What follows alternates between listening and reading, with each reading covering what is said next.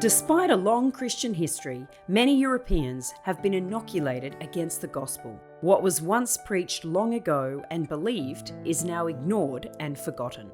Many Europeans will go through their whole lives not meeting a believer in Jesus and not finding out about him and hearing the gospel.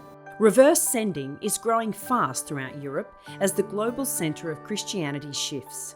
It means many countries who first received the gospel from Europe are now training Europeans to take the gospel back.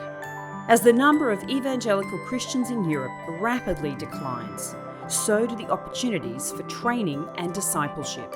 One of the things that really marks the church out there as different from here is the lack of institutional training. Here in Australia, because the church is bigger and there's more money, there are lots of really good institutions, lots of good Bible colleges you can go and be trained at.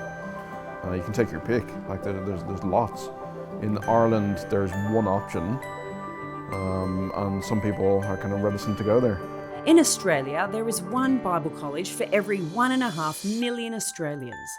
In Europe there is one Bible college for every 10 million Europeans. Sydney-siders don't really appreciate is the amount of Bible colleges you have here and the relative ease that you can get theological training with, and that's very unusual. It means that the average Christian in a church in Sydney, for example, is so much better discipled than someone who's in Europe, where perhaps the church is so small that they don't have a pastor.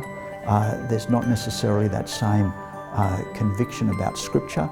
There's not necessarily the same ability to be able to teach Scripture because the pastor, if he's there, may not have actually been trained. ECM works to train and disciple Europeans who can go back to Europe and be used to build God's kingdom. You know, if people came from Australia to Germany or went from Australia to Germany and actually shared some of the wisdom and showed us how it's done and got something going so that we can then take over and maybe have that trickle-down effect as well. ECM is also working under God to train up Australian gospel workers who can serve the European church.